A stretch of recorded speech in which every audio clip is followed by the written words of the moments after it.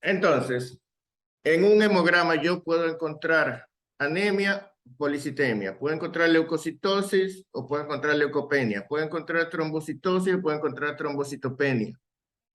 En leucocitos, como hay varios tipos, puedo encontrar aumento o disminución de cada uno de los tipos de leucocitos. Y aparte de eso, puedo encontrar alteraciones en el volumen de los glóbulos rojos, ya sea macrocitosis o microcitosis.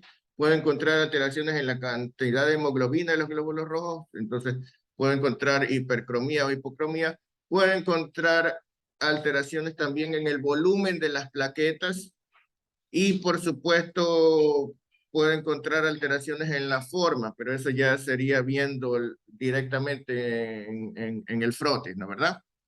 Bueno, esas son las alteraciones que yo puedo encontrar en un hemograma. A ver, Irene Apolo, Sí, doctor, dígame. ¿cómo estás? Ahora, supongamos que yo encuentro entonces anemia, ¿ya? ¿Qué haría ante un paciente que en el hemograma encuentro anemia? Que ya pienso que tengo que investigar a este paciente. ¿Qué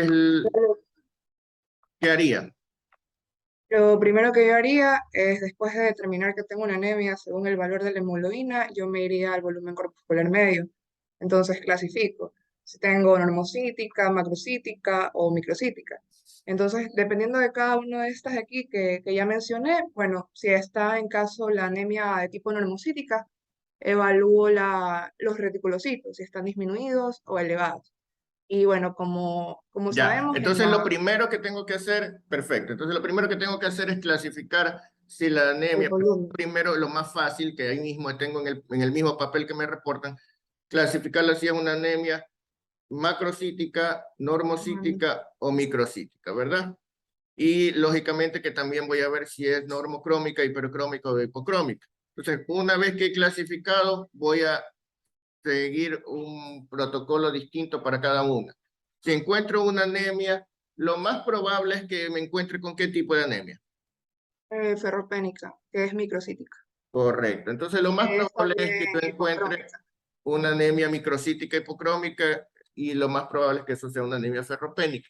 Entonces, supongamos que encuentro una anemia microcítica e hipocrómica. ¿Cuál sería mi siguiente paso para evaluar? Evaluar todo de acuerdo a hierro, ya, a la fijación del hierro, la ferritina. Antes de hacer exámenes de laboratorio, porque ahí voy a mandar a hacer exámenes de laboratorio, pero si yo me encuentro con una anemia microcítica hipocrómica y yo sospecho que hay ferropenia, antes de mandar a hacer exámenes de laboratorio, pues yo hago historia clínica, anamnesis, examen físico, etcétera, ¿no verdad? En la Ajá. anamnesis, ¿qué cosa sería importante entonces averiguar? Primero, o sea, primero si es una paciente femenina en una edad en la que considere que está menstruando, pues yo me iría abordando por eso, porque podría Ya, ser entonces, por pérdida ef- de... efectivamente, cuando yo encuentro una anemia microcítica hipocrómica, yo sé que lo más frecuente es ferropenia, pero hay otras causas también, ¿no verdad? ¿Cuáles causas, Irene? Perdón, perdón. ¿Qué otras causas pueden dar una anemia microcítica? Es también, por ejemplo, en dietas vegetarianas también podía asociarlo a anemia. Claro, pero aparte de la Las ferropenia, talasemias, las sí, sí, talasemias, sí es. Las talasemias, la intoxicación por plomo y las anemias sideroblásticas. muy bien, la intoxicación por plomo, Anemia anemia de sideroplástica enfermedades y las crónicas. anemias de enfermedades crónicas. Perfecto. Entonces yo tengo esas causas a diferenciar, ¿no verdad? Entonces, lo primero que tengo que hacer es una anamnesis que me diferencie esas causas, ¿sí? Entonces, si yo sospecho anemia con ferropenia, ¿qué cosas voy a encontrar en la anamnesis? ¿Qué cosas podría encontrar en la anamnesis? Primero, puedo asociarlo a alimentación y estado socioeconómico de la Correcto. paciente Entonces, primero. pregunto sobre el estado socioeconómico y pregunto sobre la nutrición, el tipo de alimentación que recibe, etcétera, ¿no verdad? Muy bien. ¿Qué más? ¿Qué otras cosas para descartar las otras causas? Las otras causas, pero me dice solo en anamnesis, ¿verdad? No En puedo anamnesis todavía ir primero, porque después al vamos a examen examen físico. físico. Ajá. Eh, Alimentación. De acuerdo a los antecedentes familiares, también podría verse algún Correcto, porque hay familiar algunas son asociado de hereditarias, ¿no verdad? anemia. Si el paciente consume alguna medicación que de repente podría afectar al Ya, nivel. entonces le pregunto qué Eh, medicación está recibiendo. Muy bien. y en caso de que este paciente tome al momento antibióticos, pues podríamos ver una afectación al momento de la línea de hierro y todo. Es difícil, claro, no es frecuente que los antibióticos causen anemia, como piensa la mayoría de la gente, ¿no? Pero sí hay de repente reacciones inmunitarias, ¿no? Ya, pero realmente es raro. ¿Qué más? Si consume AINES, que también podría afectar. Que podrían provocar sangrados gastrointestinales, como me dicen, ¿no? Ya, Sí, ok. Dígame. o sea, es que podría ser por pérdidas, o sea, habría que evaluar primero eso y de ahí. Entonces hay que evaluar sangrados, ¿no verdad? Y si ¿Qué este pasa? paciente ha sido operado antes, también podría Ujú, considerarlo como un correcto. déficit de absorción, entonces. Noten ustedes que cuando hay hemorragias, uno típicamente dice la hemorragia produce una anemia normocítica normocrómica, ¿verdad? Pero eso es en la primera fase, cuando recién se pierde la sangre. ¿Qué es lo que ocurre? Se pierde la sangre y la sangre que queda es normal, pues, ¿no verdad? Los glóbulos rojos no tienen por qué estar alterados, entonces lógicamente si tú tienes una hemorragia aguda y le haces un examen de sangre después, tú lo que vas a encontrar es la sangre más disuelta, porque para evitar la caída de la presión pasa líquido a completar la volemia y lo que tenemos es una anemia, pero los glóbulos rojos no han cambiado su forma, entonces está normocítica, normocrómica, ¿verdad? ¿Sí? O mejor dicho, está como estaba antes. O sea, si antes tenías una anemia ferropénica, está microcítica y procrómica, pero está como mismo estaba. Ya no se altera el glóbulo rojo. Pero eso es al principio, porque después la médula ósea va a intentar regenerar y ahí depende, pues, si hay ferropenia, si la alimentación es buena, si la anemia fue muy grave y la médula no alcanza a producir suficiente, entonces puede ser que le falte hierro y entonces puede ser, por eso en muchos pacientes con sangrados crónicos, el hierro que reciben no es suficiente y entonces empiezan a desarrollar una anemia microcítica hipocrómica por ferropenia, a pesar de que la causa original era el sangrado crónico. ¿Sí? ¿Ya? Entonces relativamente le falta hierro para suplir la gran demanda de eritrocitos que está tratando de compensar. ¿Sí? Bueno, entonces, efectivamente, cuando tenemos un caso de ferropenia, no solamente no tenemos que descartar las hemorragias, puede ser que haya hemorragias crónicas, hemorragias pequeñas, entonces ahí caben todas las hemorragias gastrointestinales, las hemorragias nasales, las hemorragias menstruales, etcétera, cualquier hemorragia que sea crónica, ¿verdad? Muy bien. ¿Qué más? Eh, Al examen físico podría observar desde que el paciente ingresa la típica fase anémica, que me refiere a un paciente con palidez. Preguntarle Ya, también al paciente si cuando hace sus actividades diarias él se cansa rápido, o sea, también los síntomas B podría asociarlos, porque en hematología es súper importante ver los síntomas B, que son la pérdida de peso, la sudoración profusa, y son tres síntomas B, ya. claro. Fiebre, Eh, ya. Es Entonces, importante ver, porque ya verlo pálido para diagnosticar anemia, cuando ya le diagnostiqué anemia en el hemograma, ya no es lo importante. Pero sí es importante ver la gravedad de la anemia, ¿no? ¿Qué tanto compromiso hemodinámico? Porque eso me va a servir es para el tratamiento, para saber si tengo que transfundirlo, para saber si tengo que darle, depende de qué es lo que, qué tan urgente sea, si tengo que darle volumen, etcétera. Entonces, yo necesito ver qué tan grave es y para eso veo si hay síntomas y qué tan graves son esos síntomas, ¿no? Entonces, entre los síntomas, pues estará no solamente la palidez de piel y mucosas, sino también, pues, la tolerancia al ejercicio, la disnea, etcétera, ¿no? ¿Verdad? ¿Ya?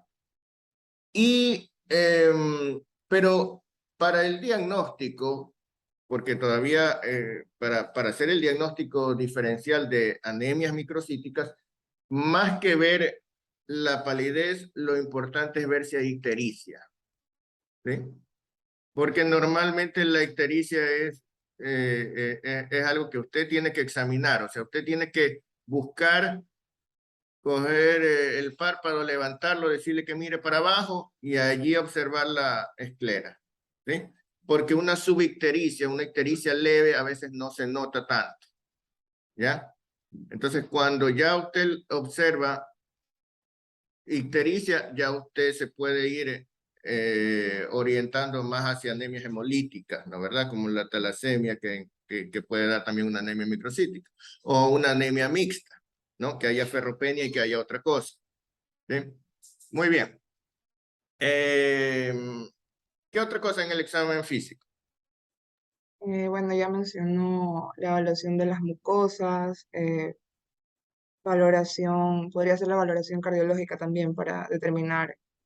Ya, pero ¿qué signos específicamente buscaría? En el corazón, ¿qué buscaría? Sí,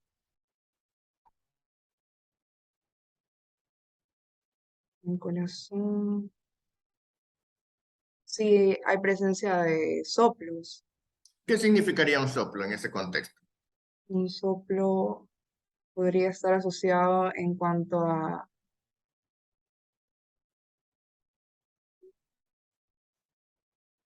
puedo vincularlo a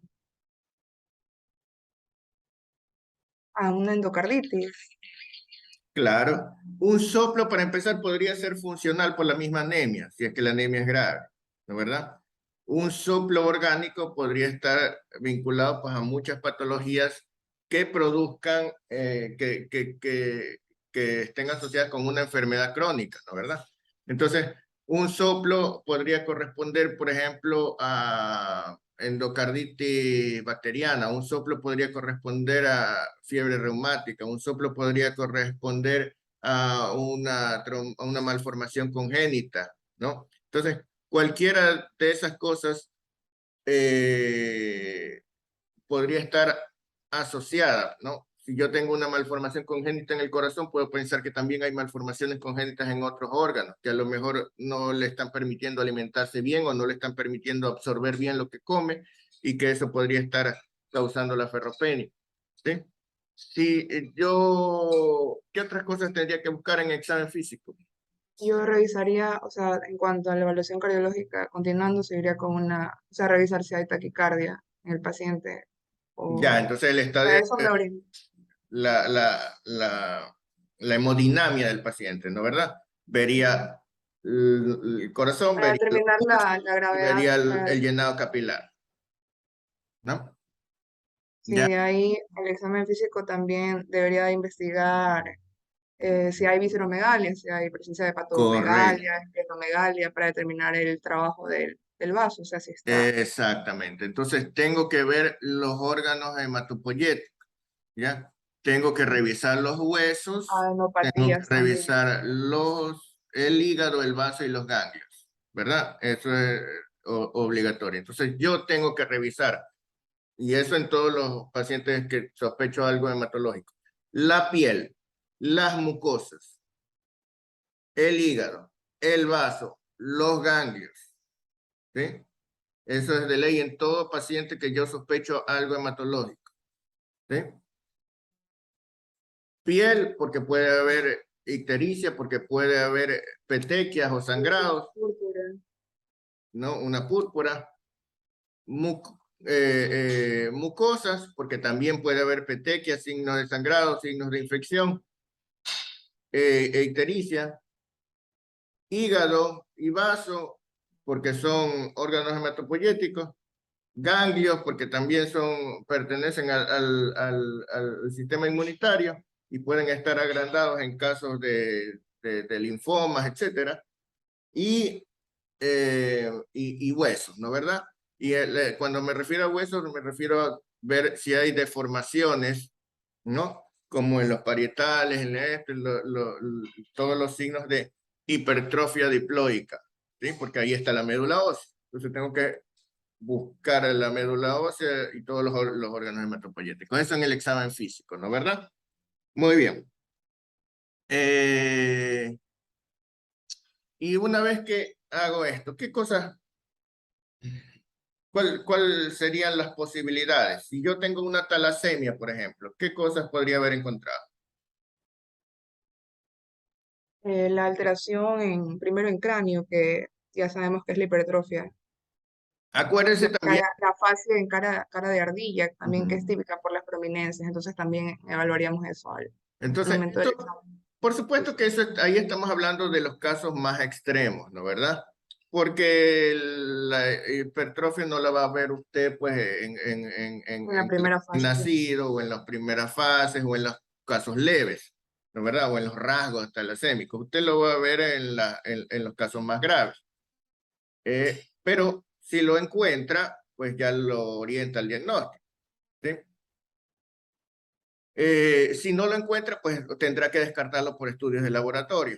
O podrá dar, o podrá tener, dependiendo del contexto en donde esté. Por ejemplo, si usted ve libros de Estados Unidos, le dicen, investigue primero talasemia antes de dar hierro. Pero si usted ve Latinoamérica, dé hierro y si no le funciona, investigue talasemia, ¿no? O sea, y podría hacer eso antes. O sea, para no equivocarme en el tratamiento, podría solicitar el frotis de sangre periférica para Claro, así podría hacer el salir. diferencial. De Y, o sea, yo hecho, sé que igual la ferropénica y la talasemia es como que sí se presentan casi los mismos al frotis, pero bueno, pero ahí en sí, algo me sí se ayudaría a debería.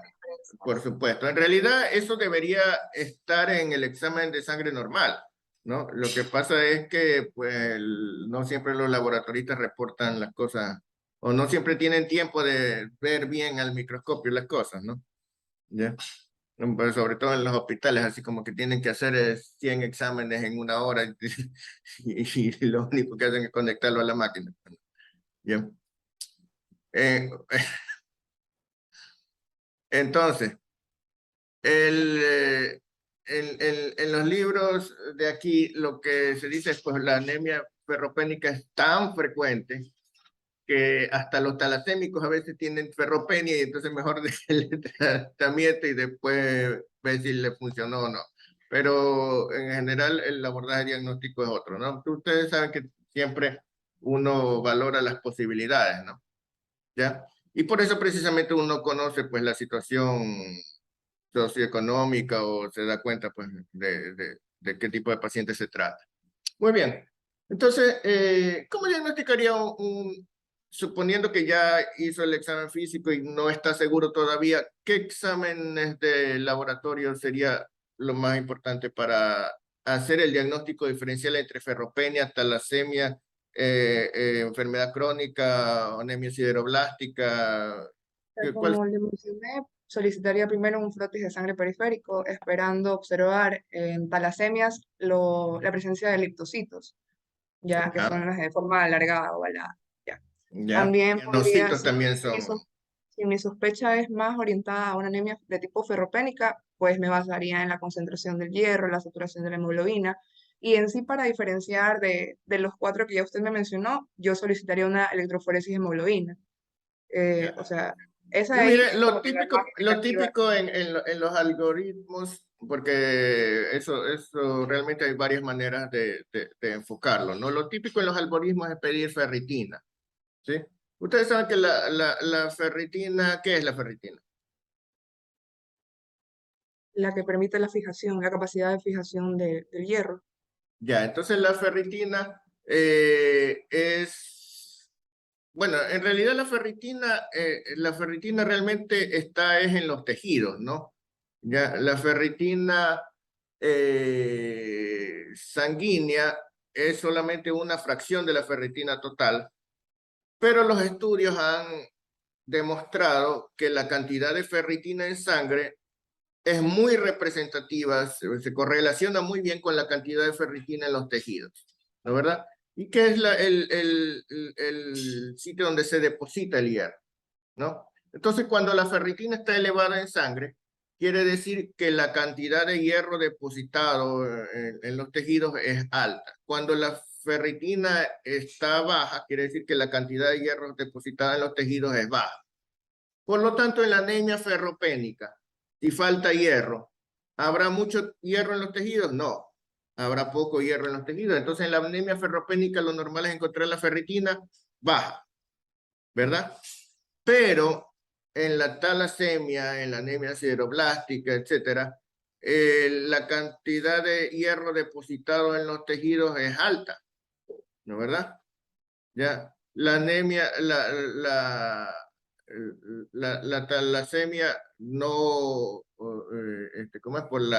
Por la eritropoyesis ineficaz. De hecho, la sideroblástica, ¿qué leíste sobre la anemia sideroblástica? En esa de ahí, o sea, para hacer un diferencial, vamos a observar, como ya lo mencionó, la ferritina elevada, lo mismo que vamos a ver en talasemias y ¿Qué es un enfermedades como sideroblasto? el sideroblasto es... Ay, O sea, cuando hablamos de anemia sideroblástica, quiere decir que encontramos sideroblastos, y sideroblastos son blastos, ¿no verdad? Entonces son formas inmaduras de glóbulos rojos, ¿sí? ujú. Son eritroblastos, ¿sí? Son normoblastos o eritroblastos, que lo que Células es que inmaduras. tienen núcleo, pero que tienen un núcleo eh, con gránulos de hierro alrededor del núcleo, ¿sí? No, es normal que haya uno o dos gránulos de hierro depositado alrededor del núcleo de un eritroblasto. Entonces, a eso lo suelen llamar sideroblastos normales. La anemia sideroblástica lo que hay es lo que se llaman sideroblastos en anillo, o sea, sideroblastos que tienen un montón de gránulos de hierro alrededor del núcleo, metidos en la mitocondria, que son perinucleares, y entonces se ve como un anillo alrededor del núcleo, un anillo de gránulos oscuros alrededor del núcleo. Por eso se dice sideroblastos en anillo. Esos son anormales, lo que indica que hay una eritropoyesis ineficaz, o sea, no se están pudiendo producir los glóbulos rojos normalmente, porque no se puede utilizar ese hierro, ¿ya?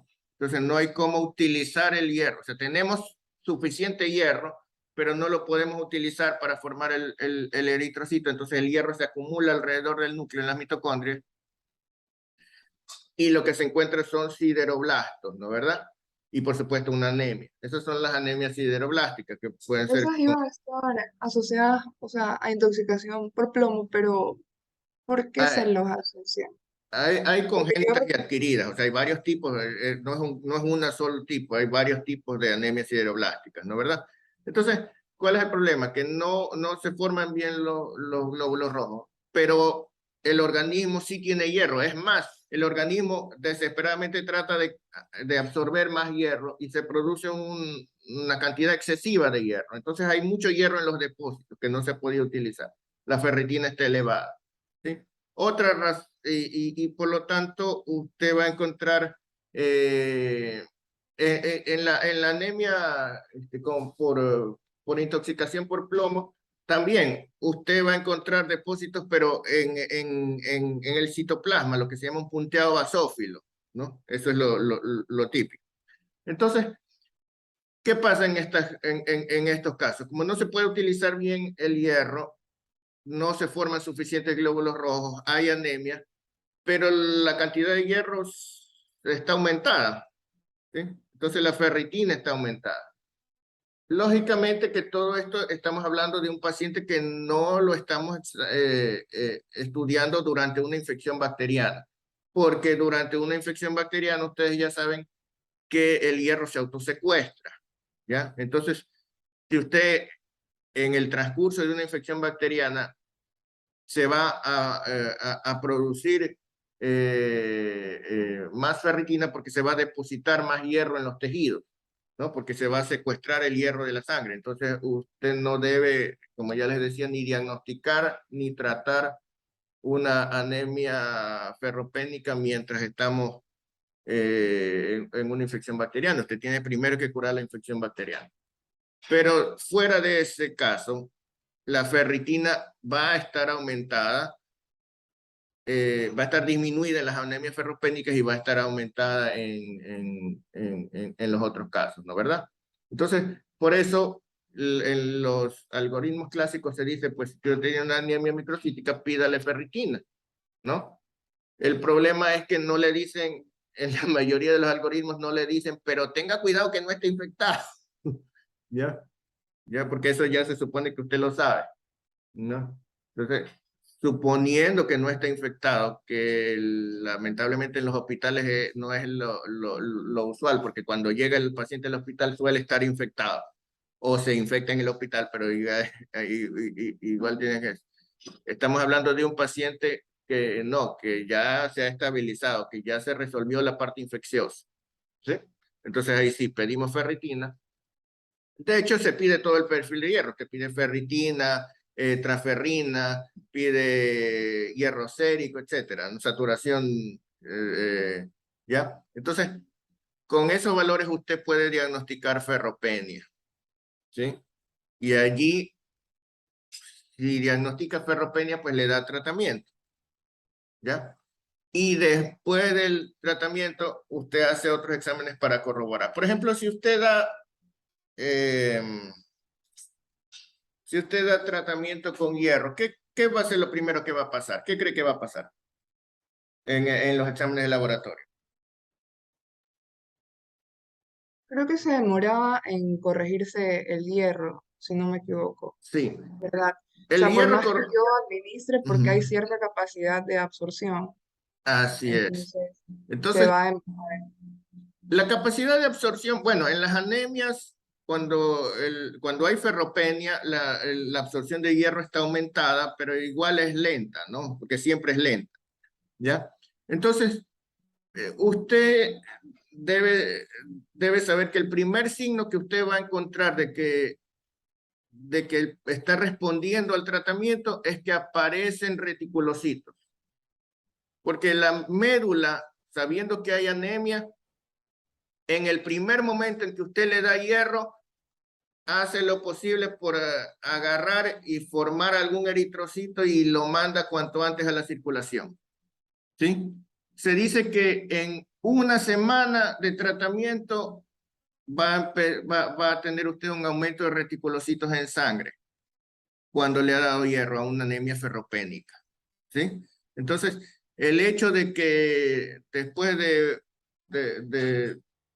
en el siguiente examen de sangre, así sea después de una semana, se elevaron los reticulocitos, o aumentó el porcentaje de reticulocitos, quiere decir que la médula dijo, sí, sí, que yo quería hierro, estaba la médula que está hambrienta de hierro y de resolver el problema cuanto antes. Es la primera respuesta que se da, pero de ahí que se eleve el hematócrito, eso va a demorar, ¿sí? Muy bien. Doctor, una pregunta. ¿Cuándo decidimos nosotros dar Venofers, el que se administra intravenoso del hierro? Habitualmente eso no hace falta porque, o sea, cuando lo decido dar es cuando no tengo posibilidad de dar vía oral, ¿no? Porque el paciente no tolera la vía oral porque tiene una enfermedad crónica que le produce vómitos o porque tiene un síndrome de malabsorción que no absorbe el hierro de todas maneras o porque tiene muchos efectos colaterales con la administración por vía oral, ¿no? O sea, cuando la vía oral es imposible o demasiado molestosa, allí lo administramos de esa manera, pero de ahí no es necesario. ¿Sí? ¿Ya? Bueno, entonces, eh, ¿qué más tenemos? Entonces, supongamos que no, que encontramos la ferritina alta. ¿Ya? ¿Cómo interpreto yo esa ferritina alta? Puede ser por las demás causas asociadas a anemia microcítica, sea por talasemia, la siderolástica o la enfermedad crónica, talasemia o siderolástica, que son las Correcto. restantes de la ferropenia. Entonces, allí sí hago una electroforesis de hemoglobina. ¿Sí? Porque la electroforesis de hemoglobina me tiene que diagnosticar la talasemia. Porque la electroforesis de hemoglobina, o sea, va a estar normal, ¿verdad? En la ferropénica. Claro.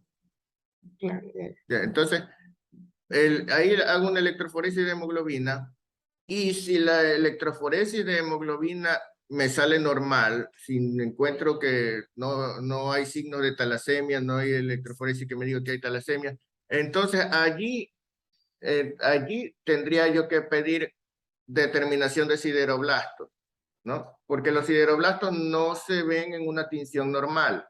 Yo tengo que pedirle al laboratorista que me busque si hay sideroblastos para que ponga la tinción necesaria, ¿sí? Que es el azul de Prusia, me parece, ¿no? Para poder ver si hay sideroblastos. Entonces, allí me podría diagnosticar, que es una cosa rara, ¿sí?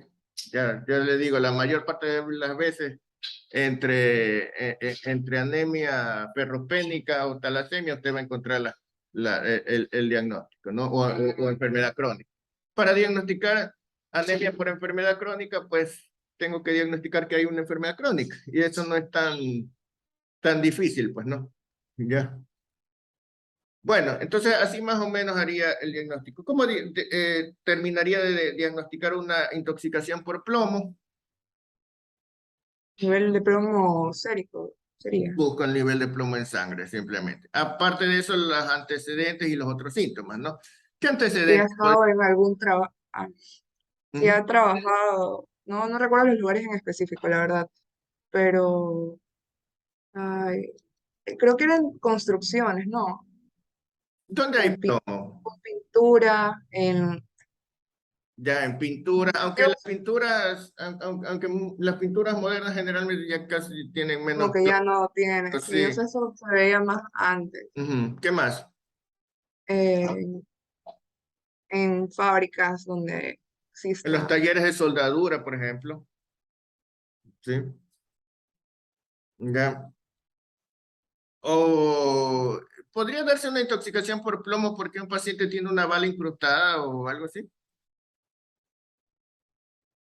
¿Mm? Podría ser. Lo llenaron de plomo, así, ¿ya? Sí, ¿no? Bueno, entonces, Doctor, una pregunta. Aquí, ¿qué tan frecuente es o no la intoxicación de plomo en niños por la manipulación de juguetes? Por no es la pintura de frecuente. los juguetes. No es frecuente. En otras partes, bueno, la verdad que no se ha hecho estudios al respecto, ¿no? Pero no lo he visto con frecuencia. Ni siquiera la intoxicación por plomo es tan frecuente. Sí se ve, pero no es tan frecuente, ¿ya? Eh, pero no, no te podría decir exactamente cuánto es la frecuencia por juguetes, pero no se ve mucho. Ujú.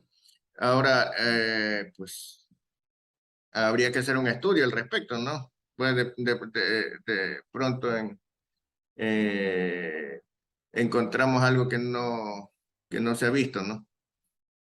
Bueno, Doctor, una pregunta. Bueno, no tanto en los niños, pero en los adultos que tengan prótesis dentales con plomo también podrían ser una causa de intoxicación.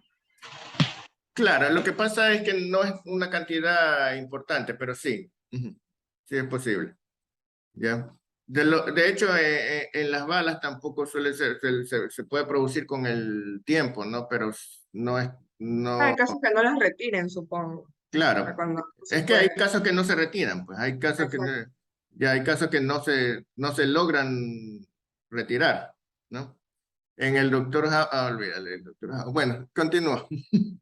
Pues bueno. Mm, ah, bueno, a ver, digamos con Nancy Arriaga. Pronto. ¿Cómo estás, Nancy?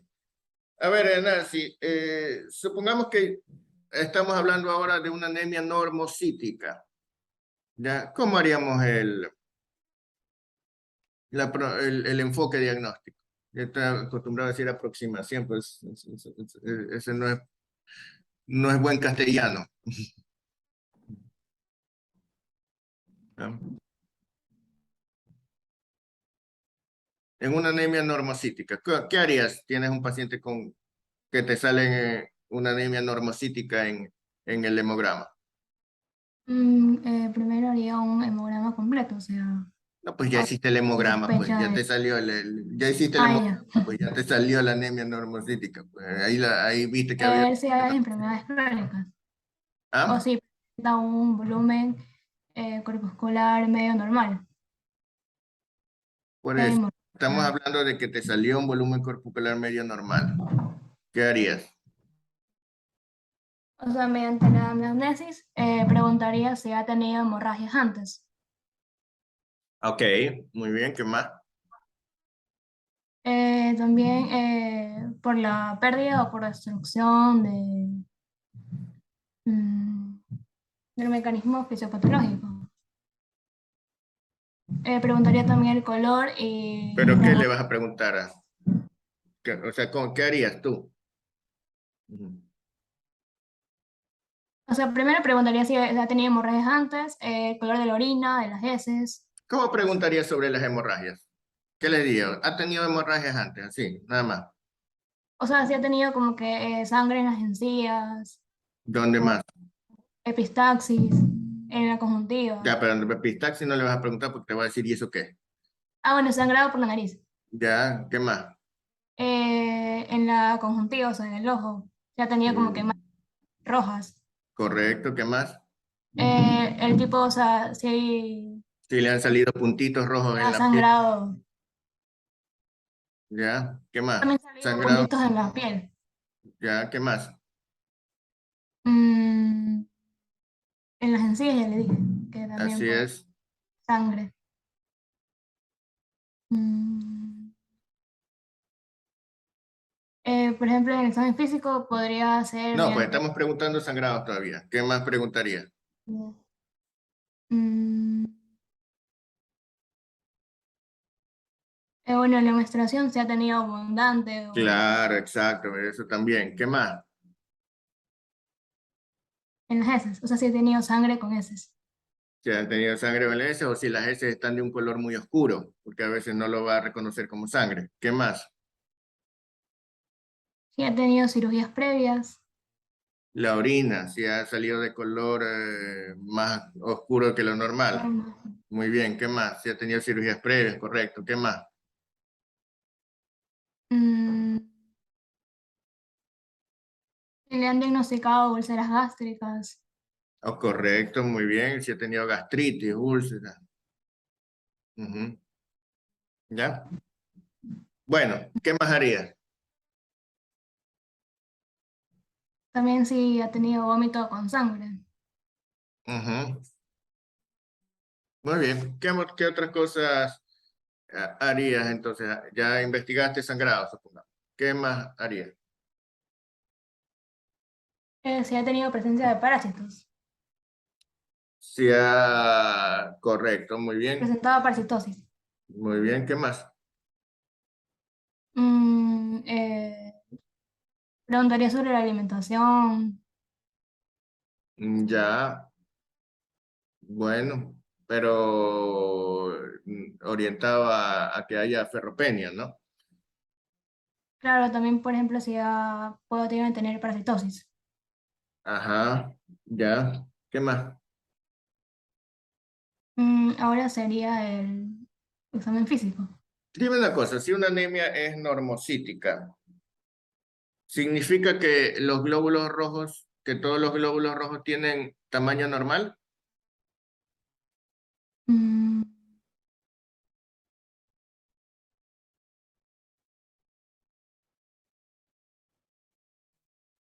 ¿Mm?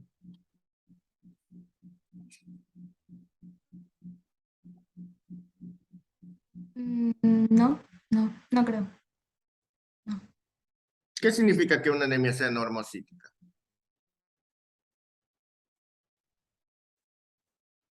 Cuando la hemoglobina corpuscular se presenta en valores medios. Esa es una anemia normocrómica, que es una anemia normocítica. Mm, Cuando el volumen corpuscular medio está dentro de los valores normales. Ya, y el volumen corpuscular medio es el volumen de los eritrocitos. Sí. Ya, por eso te pregunto, Si tú tienes una anemia normocítica, ¿eso significa que todos los glóbulos rojos tienen un tamaño normal? No, no. Y entonces, ¿cómo puede estar el volumen corpuscular medio normal si los glóbulos rojos no tienen un tamaño normal? Porque se va a medir el volumen y no el tamaño. Y el volumen no tiene, no es lo mismo que el tamaño. Mm, no, no. Ya. ¿Qué diferencia hay entre volumen y tamaño? O sea, el tamaño es si grande, pequeño, más que a la cantidad que es el volumen. Si tienes una anemia normocítica, ¿significa que los glóbulos rojos tienen todos un volumen normal?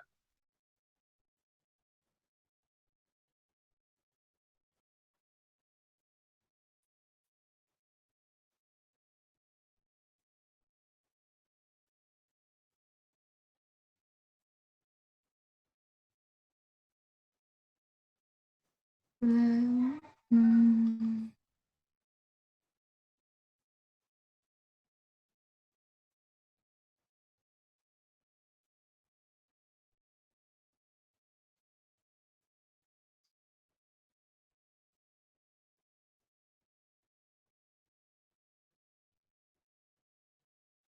Dime una cosa, ¿cómo calculas el volumen corpuscular medio?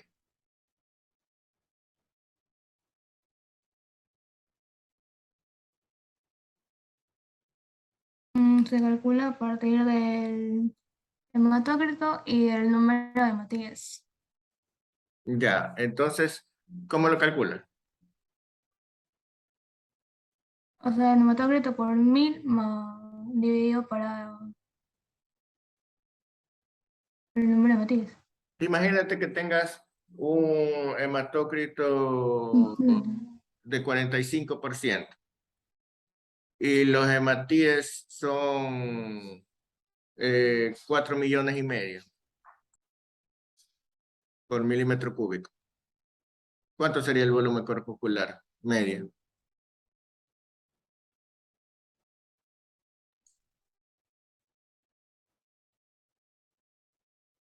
Mm.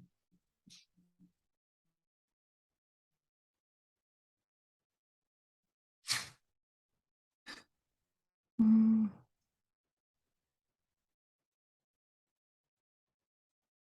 A ver, saquen el cálculo. ¿Cuál sería el volumen corpuscular medio? Tienes 4 millones y medio de hematíes por milímetro 88 cúbico. femtolitros. Y tienes, ¿cuánto le dije? 45, ¿no? 45% de hematocrito. 88 femtolitros. 88 dice Camila. ¿Qué dice el resto?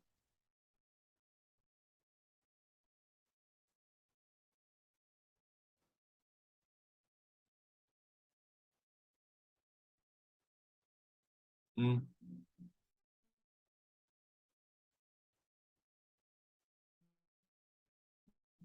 Ay, no se las puse tan difícil. ¿Me repetir los datos? Tiene 4 millones y medio de hematíes. Y tiene 45 de hematocrito. Me dicen que con esos dos datos pueden sacar el volumen corpuscular medio. ¿Cuánto es?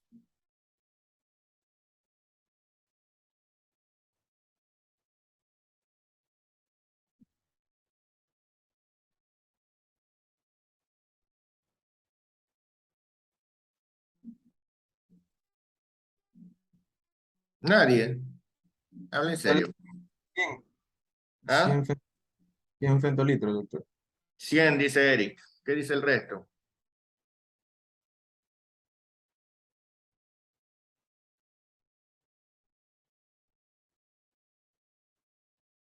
Definitivamente van a tener que confiar en el laboratorio, ¿no? También creo que 100.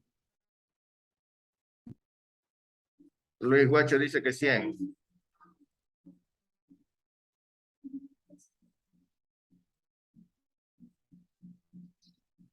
A ver, Eric, ¿cómo hiciste la fórmula? A ver, usted dijo 4.500.000 dividido para la multiplicación entre el hematócrito por 1.000, o sea, 45 por 1.000. Y eso sale igual a 100. 4,5 millones dividido para 45,000. Para 4.500 sería. Ah, Porque no para dijiste que está 4.500, sí, 45.000, ese vale. para 45,000. ¿Ya? Y eso Vale. sale 100. Efectivamente, es 100, ¿no es verdad? 100 femtolitros. ¿Sí? Yo había hecho con 4 millones, por eso creo que salió Ah, distinto. tú hiciste con 4 millones. Ya, 4,5 millones. Si fueran 4 millones sería 88, por ejemplo, ¿no? Ya. Entonces, fíjense ustedes, con esos datos usted puede decir normocítica. Y eso le dice que todos los glóbulos rojos tienen un volumen normal. ¿Mm? No todo, porque algunos pueden tener unos grandes, otros pequeños. Además, puede haber o sea, puede haber diferentes tamaños, pueden diferentes volúmenes. Claro, entonces yo con eso sé que el promedio del volumen es normal. No sé si todos son normales o si algunos son muy grandes y otros muy pequeños. ¿Sí?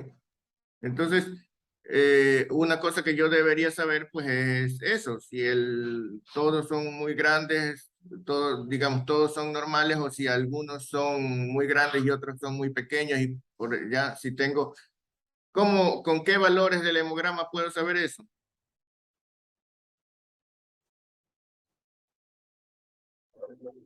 Con ninguno. La amplitud de distribución del volumen Hay eritrocitario. hay un índice de dispersión de eritrocitos para Así ayudar. es, ya. Entonces, yo busco generalmente cuando lo reportan, lo reportan en inglés, ¿no? Lo reportan, me parece, como RW. RW. Ajá, ¿ya? Sí, entonces, ancho de distribución, ¿no? Ya, o sea, ¿qué tan índice de dispersión? ¿Qué tan lejos están de la media los eritrocitos? ¿Sí? Porque si es muy amplio, quiere decir que hay anisocitosis, o sea que hay eritrocitos de diversos volúmenes. Y para ver la forma, ¿qué necesitaría? Frotis sanguíneo. Frotis. Necesitaría o un buen Frotis. laboratorista que me lo reporte ahí mismo o un frotis de sangre periférica, ¿no? ¿Verdad? ¿Sí? Entonces ahí puedo ver si la anemia realmente es normocítica o si se trata de una anemia mixta, ya en la que tenga variedades grandes y variedades pequeñas, ¿sí? Y lo que tengamos es un tipo de anemia que lo vamos a... Entonces, si es una anemia normocítica, ¿qué más haría entonces qué investigarías, Nancy, en el examen físico?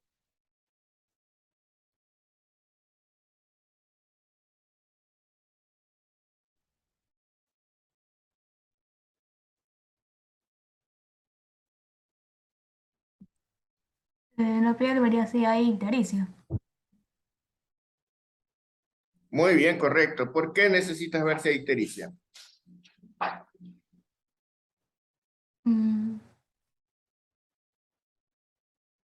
¿Cuáles son las causas más clásicas de anemia normocítica?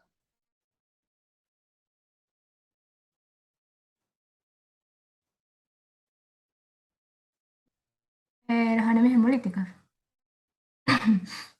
¿Ya? Y en las anemias hemolíticas, ¿por qué hay ictericia?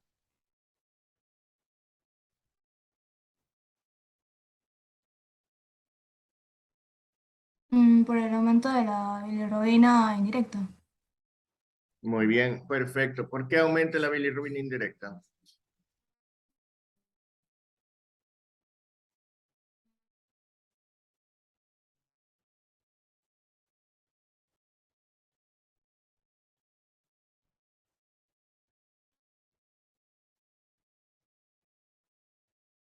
Por la hemólisis de eritrocitos, esa va a eliminar, o sea, va a liberar bilirrubina.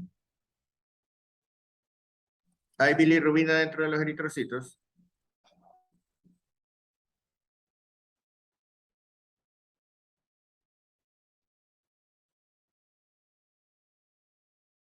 ¿Ah? ¿Hay o no hay bilirrubina dentro de los eritrocitos?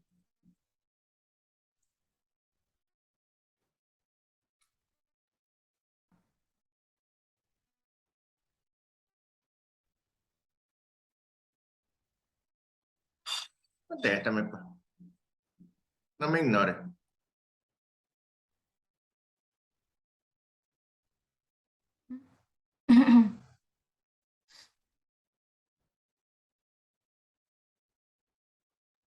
Decidiste ignorarme, ¿te das cuenta? Entonces, mala gente. No se puede, si no se puede. A ver, María Gracia,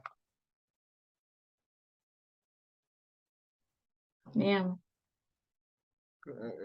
¿cómo has estado?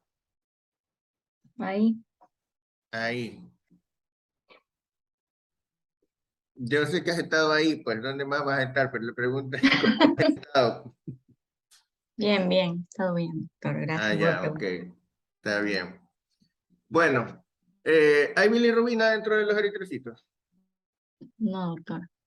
Ya, entonces, ¿por qué se eleva la bilirrubina cuando se rompen los eritrocitos? Porque está por la hemólisis, entonces se libera el grupo M y ese es el que interviene en la formación de la bilirrubina. O sea, lo que se libera es el grupo M solito o se libera toda la hemoglobina. O sea, se libera toda la hemoglobina Ujú. y de ahí se separa el grupo M Ujú. y ahí Se forma bilirrubina. eso. Bueno, digamos. O sea, Ok, se une ay, bueno, ya, sí, eso. ya, ok, ya, bueno, digamos. Ahora, ¿qué pasa con esa hemoglobina libre en ese momento? ¿Solamente todo se convierte en bilirrubina o pasa algo más con esa hemoglobina? ¿Perdón qué? Esa hemoglobina que se libera hacia el plasma, ¿no? ¿Verdad? Ajá. Ya. Supongamos que liberas una gran cantidad de hemoglobina bruscamente. ¿Toda inmediatamente se convierte en bilirrubina o qué más pasa con esa hemoglobina? ¿Qué más puede pasar con esa hemoglobina? Se une a lo que es la aptoglobina, entonces por eso puede estar disminuida en la Ya, sangre. entonces va a estar disminuida la aptoglobina libre, ¿no? ¿Verdad? Que es lo que Ajá. determina. Ya, muy bien. ¿Y qué más puede pasar? ¿Puede pasar a la orina esa hemoglobina? Sí, ¿Y ahí qué signo clínico tendrías? hemo, hemo, hemoglobulinuria. Hematuria puede haber. Eso ya no sería hematuria. Eso es hemoglobinuria. Ajá, eso es. Si tú le haces una prueba con tira reactiva a la orina de un paciente con hemoglobinuria, ¿te va a salir sangre positiva o negativa? Sí, pero no va a ser por el hematía en realidad, sino porque hay hemoglobina en en la Correcto. orina. De hecho, te sale incluso con la mioglobina, te sale positivo. Pero, ¿cómo lo diferencias entonces? ¿Cómo podrías saber que no es eritrocito, sino solo hemoglobina?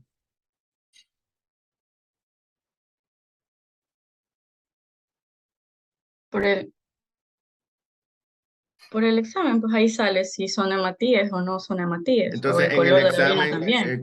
el color de la orina puede ser el mismo. En el examen te sale número de hematíes. Cuando tú ves Ajá. el número de hematíes por campo y no te sale un número aumentado, pero te sale sangre positiva en cruces, entonces tú sabes que eso probablemente es una hemoglobinuria, a menos que estés dentro de un cuadro clínico que te haga sospechar mioglobinuria, que es mucho más raro, ¿no es verdad?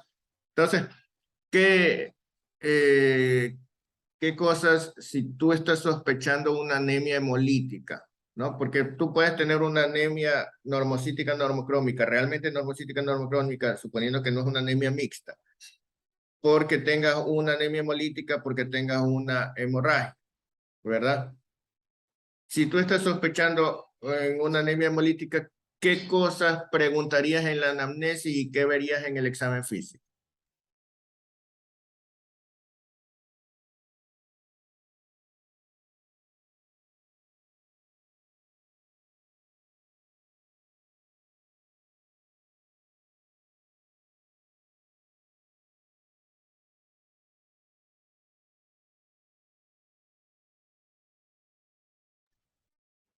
O sea, podría ver si tiene, si el paciente llega, o sea, en el examen físico podría ver si el paciente llega con la palidez, si llega con cansancio, si llega A ver, con pero el debilidad. cansancio lo vas a ver en todas las anemias. Eso no te va a servir para diferenciar un tipo de anemia de otra. ¿Qué vas a ver? Eso te va a decir qué tan grave es la anemia, pero no te va a servir para diferenciar un tipo de anemia de otra. ¿Qué más vas a ver para diferenciar? Para qué cosas en la anamnesis y en el examen físico vas a encontrar en una anemia hemolítica. Si tú sospechas una anemia hemolítica, ¿qué deberías buscar? La ictericia, entonces. Ya, correcto. También vas a buscar la ictericia. ¿Qué más? Vas a Eh, preguntar si la orina ha salido oscura, ¿no? ¿Verdad? Porque ahí también la hemoglobinuria te podría dar eso. ¿Qué más? en el examen físico podría ver si está el vaso agrandado, si es esplenomegálico. Ya, muy bien. ¿Por qué razones puede haber una hemólisis? ¿Por qué puede haber un proceso hemolítico? ¿Qué causas te pueden dar eso? O sea, puede ver por qué hay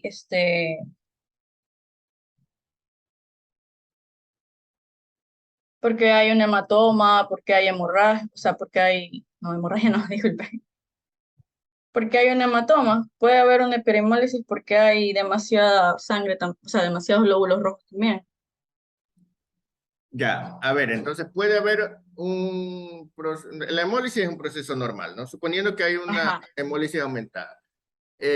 Puede ser porque hay muchos glóbulos rojos y entonces se destruyen más, lógicamente, pero eso ya no sería una anemia hemolítica, ¿verdad? ajá, Sería un sería, caso de hemólisis dentro de una poliglobulia. Y ajá, por supuesto, allí no vas a encontrar los signos clásicos de anemia, ni es el caso que estamos viendo, pues, ¿no? Y tampoco vas a encontrar las mismas reacciones digamos, en laboratorio, porque son casos diferentes. Pero en caso de una anemia hemolítica, ya suponiendo que no hay poliglobulia, por supuesto, puede haber hemólisis, lo que se dice intravascular y extravascular, ¿no? O sea, puede ser que tengas un hematoma, como tú dices, y el hematoma, lógicamente, en el hematoma se van a destruir los glóbulos rojos, ¿ya?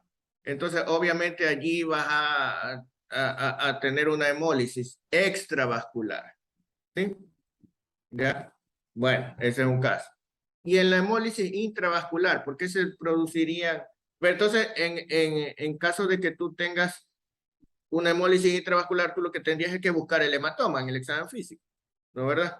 ¿Dónde está? O si el sangrado es interno, bueno, ya tendrías que verlo con imágenes, pero eso ya es más difícil, ¿no? Ya tendrías que ver los signos de shock o de hipotensión o lo que sea que te haya producido el sangrado interno, si es que hay, ¿no? Y si no hay, pues ya sería un diagnóstico descartando después de ver otras causas. ¿Cuál sería el caso de una hemólisis intravascular? Si tú tienes una hemólisis intravascular, ¿por qué podría destruirse los glóbulos rojos antes de los 120 días? ¿Por qué? ¿Qué cosas por- podrían causarlo? porque puede haber una reacción autoinmune. Ya, entonces puede ser que el glóbulo rojo esté siendo agredido por autoanticuerpos. Muy bien, eso lo están destruyendo. ¿Qué otra cosa puede ser? O puede ser también por una neoplasia. Pero dime por qué la neoplasia destruiría los glóbulos rojos.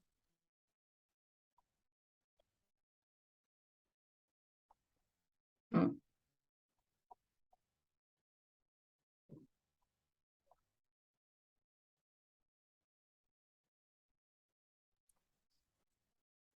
¿Mm? Solo hay dos razones por las que se destruirían los glóbulos rojos dentro de la sangre. O porque los glóbulos rojos son defectuosos y el vaso los destruye, o porque los glóbulos rojos, a pesar de ser normales, están siendo atacados por alguien. ¿Verdad? ¿Ya? Entonces, los glóbulos rojos siendo atacados, glóbulos rojos normales que sean atacados, ¿quién puede atacar a los glóbulos rojos? Ya dijiste que los autoanticuerpos podrían atacar a los glóbulos rojos, ¿verdad? ¿Qué más? Podría ser, sí, en las bacterias, Las una infección. bacterias, ya. Entonces, en una sepsis. ¿Qué más? Fármacos también. Los fármacos directamente normalmente no los atacan, pero sí podrían producir una reacción inmunitaria, ¿no? ¿Verdad? ¿Sí? Entonces, también sería inmunidad, pero no sería autoinmunidad, sería como una reacción alérgica.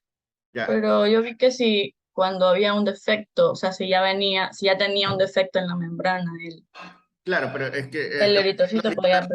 pero estamos hablando ahorita de glóbulos rojos normales, ¿no? Ah, ok.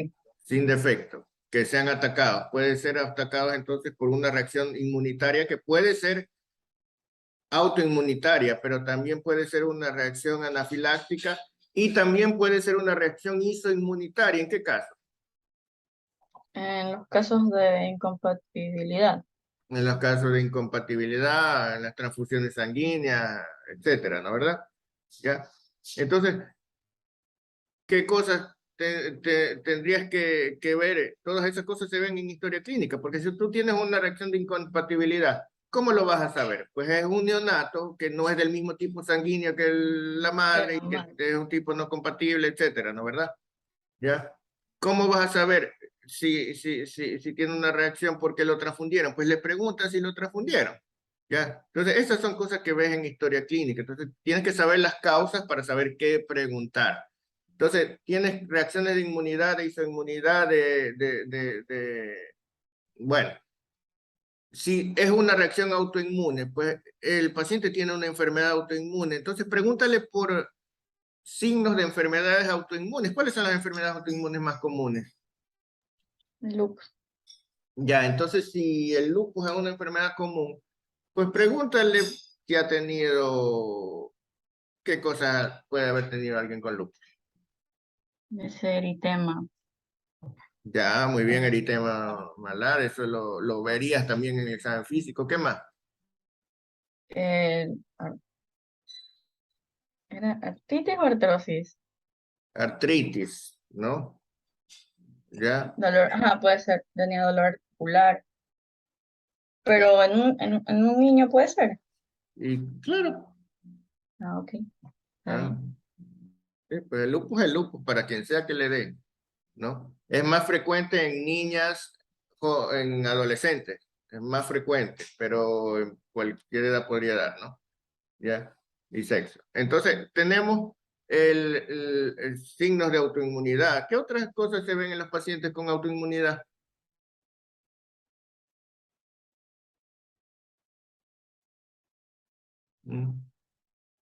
A ver, ¿quién me dice qué otras cosas suelen ver en los pacientes que tienen autoinmunidad o trastorno autoinmune?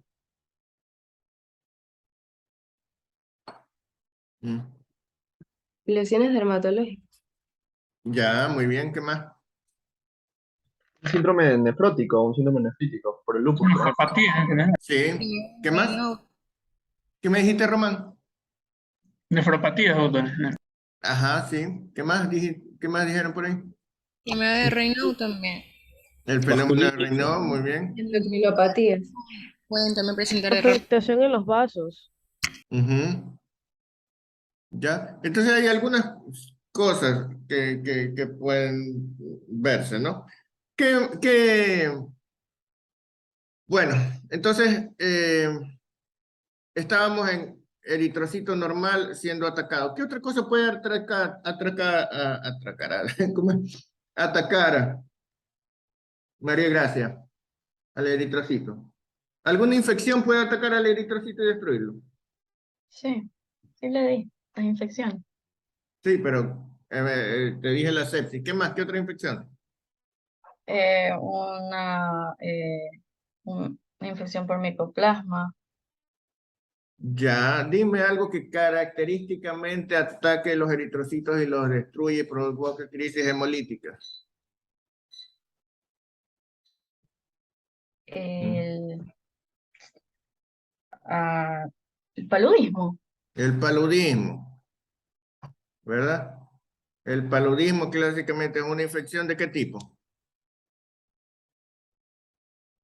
¿Qué es viral, bacteriana, qué? Viral, doctor.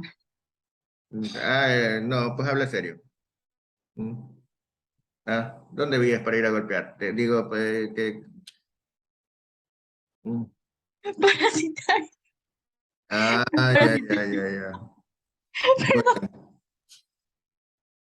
entonces, recién me entero que el plasmodium es un virus.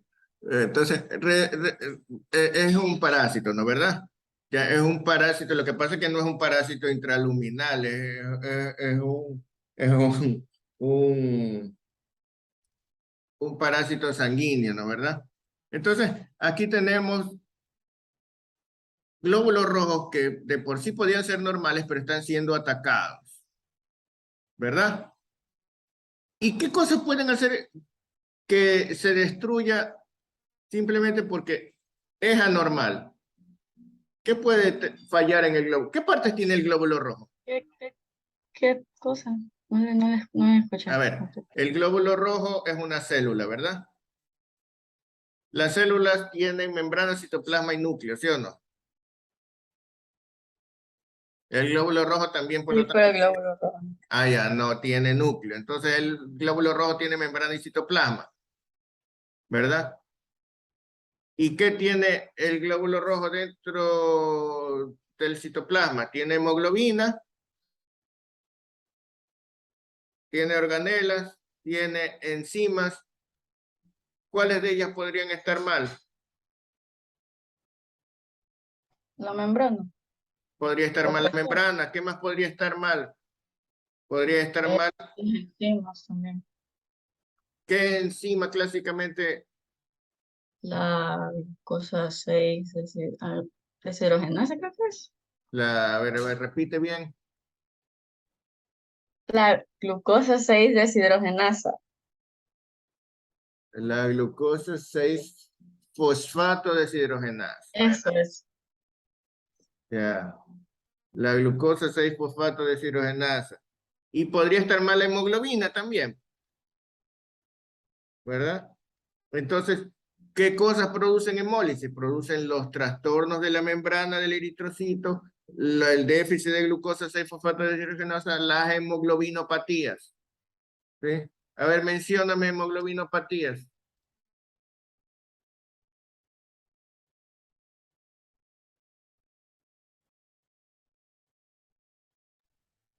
La talasemia. Ya, bueno, la talasemia. Muy bien. ¿Qué más? Una trepanocitosis. La drepanocitosis, también llamada ¿cómo?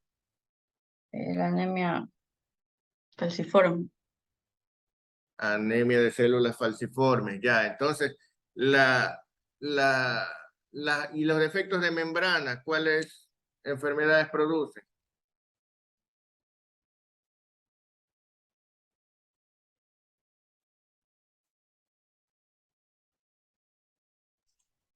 La esferocitosis. Ya, la Ajá. esferocitosis hereditaria, la leptocitosis hereditaria y algunos otros, ¿no? ¿Verdad? Entonces, ¿cómo diagnosticaría estas enfermedades?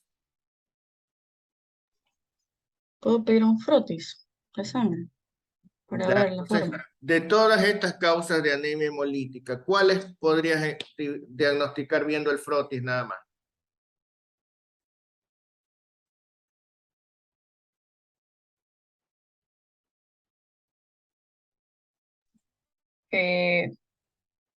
Cualquiera, pues la puedo, la Ya anemia me dice que falciforme. en el frotis vas a ver el déficit de glucosa 6-fosfato deshidrogenasa. Ay, no.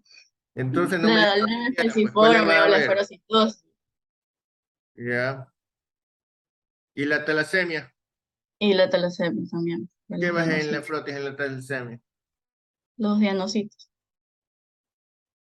Si tú encuentras diagnósticos en un frote de sangre periférica, ¿eso automáticamente significa que tiene talasemia? No. Ya, entonces,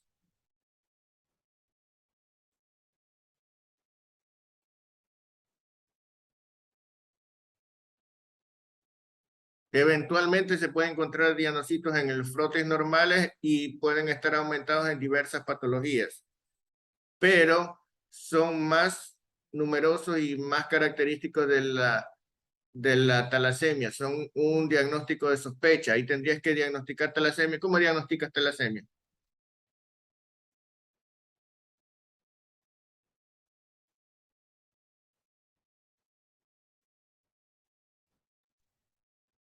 Con el hemograma, no, o sea, no normal, pero con el hemograma o con la electroforesis.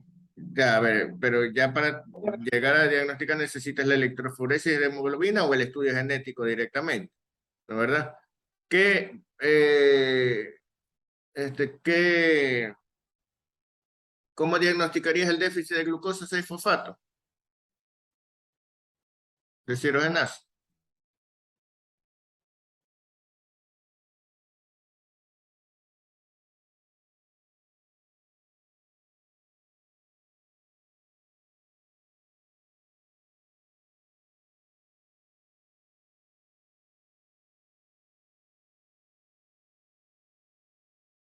Eso no sé, doctor, no lo leí. ¿Qué me dice el resto? ¿Cómo diagnosticarían el déficit de glucosa 6-fosfato de cirogenasa? Por estudio enzimático. Ya, entonces, ¿qué haces? ¿Le pides el valor, el nivel de glucosa 6-fosfato en sangre? El problema también de pedir el estudio enzimático es que puede salir falsamente negativo en el proceso de la reacción, por eso mismo hay que tener cuidado con ese estudio. Efectivamente, uno tiene que pedir la determinación de glucosa 6-fosfato de cirogenasa en sangre, pero no es confiable durante la crisis hemolítica, ¿no? Hay que Doctor, pedirla. una pregunta. Ujú. Dígame. Pero, por ejemplo, en el frotis de sangre periférica también puedo determinar, o sea, yo sé que usted tiene en déficit de 6-glucosa, puedo encontrar excentrocitos. ¿Estos de Ujú. aquí no serían seguros o qué? No, no es seguro. Ese es el problema, que no es, que son diagnósticos de sospecha, ¿no? ¿Verdad? De hecho, el diagnóstico de déficit de glucosa 6-fosfato de cirogenasa es difícil hacerlo durante la crisis hemolítica, ¿ya? Uno lo sospecha por los hallazgos y por el antecedente. Pues el antecedente, ¿cuál es el antecedente, María? Gracias. En el caso de déficit de glucosa. ¿Cuál es lo que tengo que preguntar? Eh,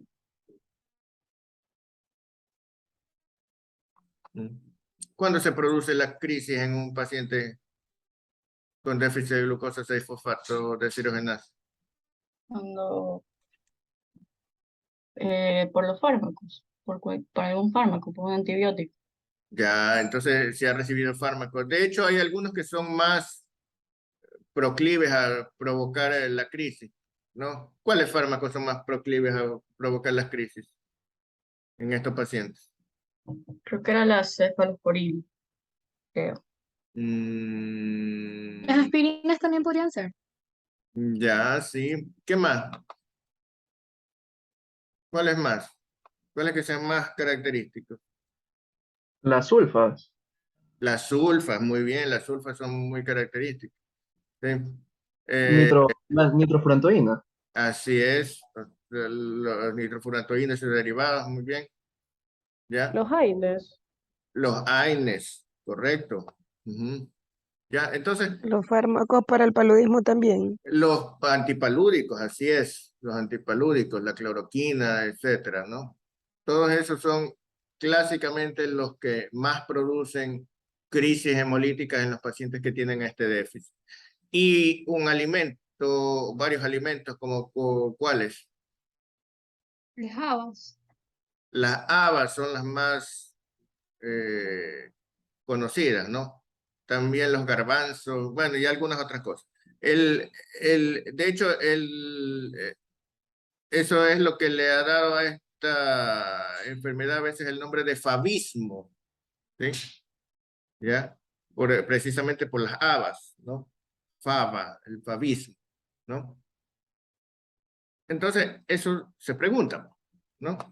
¿Ya? Porque si justamente le dio la crisis después de comerse una sopa de habas, pues entonces usted ya tiene una sospecha diagnóstica. El diagnóstico de certeza lo va a hacer después, fuera de la crisis, pero ya pues usted tiene que enfocar el tratamiento, ¿no es verdad?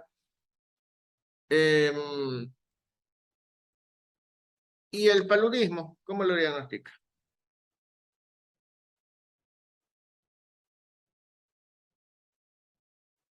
Eso no es por frotis. Frotis. Muy La bien. fiebre característica. El problema es que el paludismo no siempre sale así nada más haciendo un frotis. El antecedente de la fiebre. Por las fiebres Tiene que un causan. antecedente de fiebre importante. Muy bien. ¿Qué más? Viene de áreas rurales. Tiene que haberlo picado mosquito, ¿no? ¿Qué más? El examen de gota gruesa. Se hace examen de gota gruesa y muchas veces hay que repetirlo y es preferible hacerlo en el momento del pico febril. ¿Sí? Tomar la muestra en el momento del pico febril, porque no, el Plasmodium, como ustedes saben, no está todo el tiempo ahí en los glóbulos rojos. ¿Sí? ¿Ya? Entonces uno tiene que saber el momento en que pide el examen. Muy bien, pero para eso tiene que sospecharlo, pues, ¿no? ¿Ya? Y para eso tiene que saber que esa es una de las causas de hemólisis. Entonces tenemos, bueno, entonces los exámenes principales, lógicamente, saludando en el microscopio, lógicamente vamos a ver que los exámenes, cuando usted sospecha entonces una anemia hemolítica, lo primero es demostrar la hemólisis, ¿no verdad? ¿Cuáles son los exámenes que usted pediría, María Gracia, para suponer que el paciente tiene hemólisis?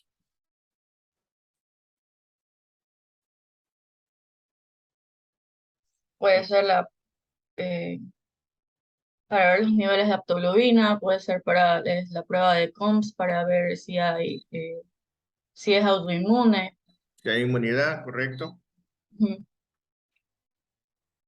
Sí.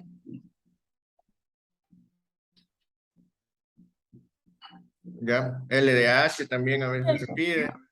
Miren ustedes, cuando tienen entonces una anemia normocítica o incluso una macrocítica, uno de los principales estudios a ver es el índice reticulocitario.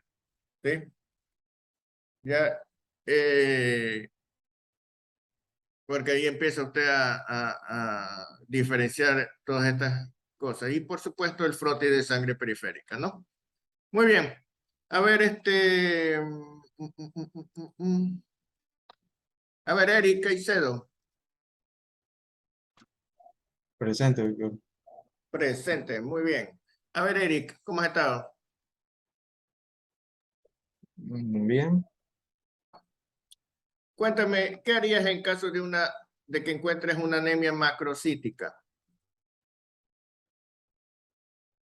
En ese caso, tendríamos que valorar la función de la médula ósea, porque puede ser por una insuficiencia primaria propia de la médula ósea, como por ejemplo en un proceso mielodisplásico, una aplasia medular, o puede ser también una anemia macrocítica por algún tipo de enfermedad crónica, Ya, donde pero hay. dime una cosa, entonces yo encuentro un examen de sangre que me dice anemia y veo que el volumen corpuscular medio está elevado para la edad, por supuesto, viendo que sea realmente elevado para la edad, porque acuérdense que los niños muy pequeños a veces tienen el volumen normal es más alto.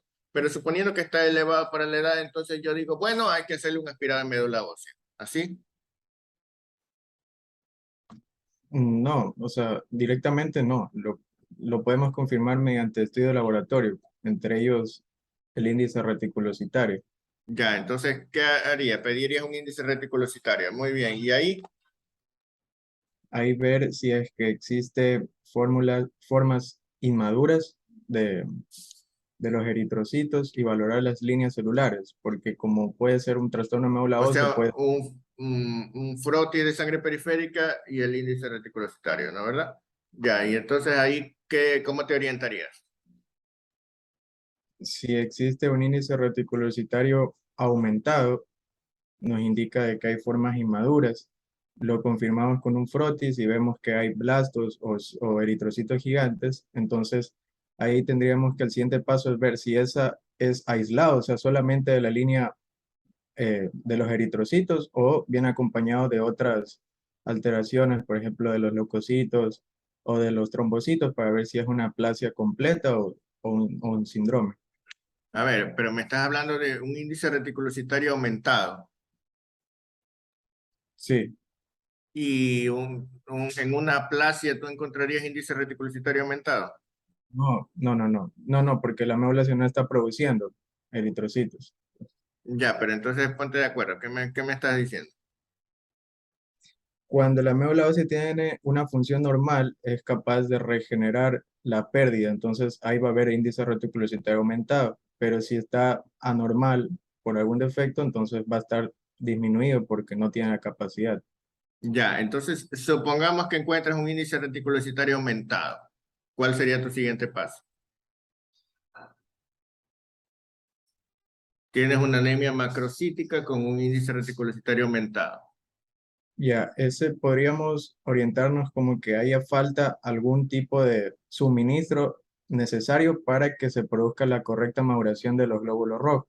Por ejemplo, que haya un déficit nutricional, que puede ser por alguno de los cofactores como la vitamina B12, el ácido fólico, el, el, el hierro, o que sea un defecto del estímulo para producir como la eritropoyetina.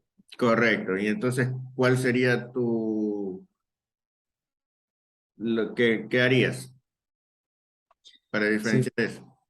si fuera así, pedía, por ejemplo, determinación de niveles séricos de vitamina B12 y ácido fólico, medición y perfil del hierro y también cuantificación de eritropoyetina. Ya, correcto, muy bien. Entonces, así tú diagnosticas las anemias megaloblásticas, ¿no verdad? Y si tienes un índice reticulocitario bajo, ¿cuál sería tu siguiente paso? Bueno, en ese caso, ahí sí creo que sería necesario la realización de una biopsia de médula ósea para ver el defecto. Ahí sí vale también ver si hay las otras líneas celulares alteradas, etcétera, ¿no verdad? Bueno, entonces, con eso diagnosticamos los diferentes tipos de anemia. Entonces está claro cómo se orientan en el diagnóstico, ¿no verdad? ¿Sí? Ya hemos visto cómo se hace con las plaquetas, por ejemplo. ¿Qué haría Sheila Cruz si encontráramos un paciente con trombocitopenia? ¿Cómo? O sea, ¿qué haría con un paciente con trombocitopenia? Claro, viene un paciente con un síndrome purpúrico y usted le hace un examen de sangre para ver si es una púrpura trombocitopénica o no trombocitopénica, ¿no verdad? Usted encuentra que las plaquetas están en 10.000, ¿ya?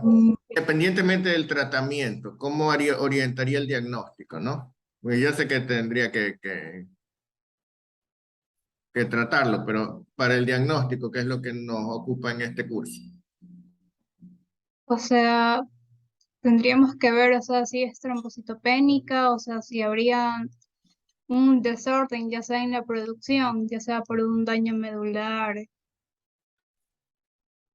sí, o si hay una deficiencia o, con respecto a la trombopoyetina. Ya, pero ¿cómo lo investigaría? Ya en este caso, lo que haríamos es, o sea, primeramente, ver en estos casos los valores de la trombopoyetina, eh, mm, A ver, usted primero hace anamnesis, luego hace examen físico y luego pide examen de laboratorio. ¿Qué cosas son importantes en la anamnesis de un paciente con trombocitopenia? si ha tenido algunos sangrados, como por ejemplo, si ha tenido gingivorragias, Ya si ha sabemos tenido que el sangrados paciente tiene nasales. eso muy bien. Vemos los otros signos de sangrado y todo eso. ¿Qué más? Para diferenciar las diversas causas. Ya si aparte del paciente ha presentado, A ver, dígame cuáles son las causas primero, para ver qué cosas tenemos que diferenciar. ¿Qué causas producen trombocitopenia? vasculitis, o sea, podrían estas causar púrpuras. Ya, pero no estamos hablando de la púrpura no trombocitopénica por vasculitis. Estamos hablando de trombocitopenia. Ya en este caso podríamos preguntar si ha tenido hemorragias. Preguntando Si cuáles son las causas de trombocitopenia. Eso le estoy preguntando. en este caso, si ha tenido alguna infección viral, si ha tenido, Entonces, usted me está diciendo que una de las causas de trombocitopenia son las infecciones. no, perdón.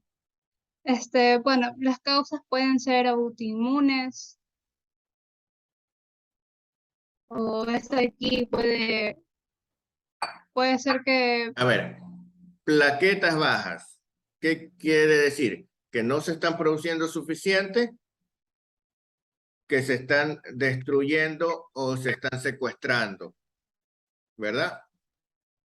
sí, Ya, no se están produciendo suficiente significa que está mal la médula ósea, ¿verdad? Entonces usted tiene aplasia medular, hipoplasia medular, o el sitio donde debe estar la médula está ocupado por una neoplasia, ¿no? O no la están estimulando y ese es el déficit de trombopoyetina. Esa sería la falta de producción de plaquetas. Destrucción de plaquetas. ¿Qué lo puede destruir a una plaqueta?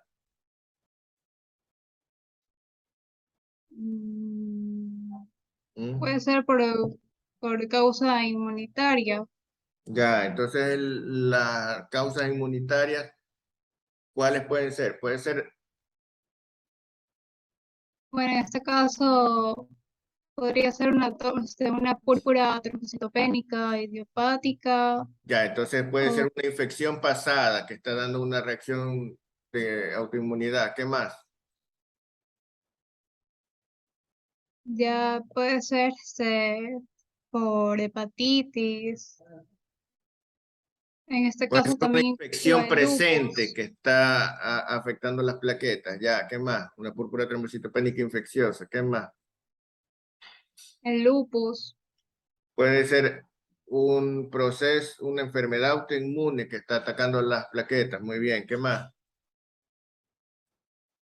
o por incompatibilidad sanguínea. Ya, bueno, esto está más, pero bueno, los medicamentos también pueden dar una reacción, Sí, ¿no? por fármacos. Ya, entonces las infecciones pueden dar, ¿por qué pueden dar déficit de plaquetas? ¿Mm? Porque normalmente no es que la infección va a atacar a la plaqueta, ¿no? No. Mm,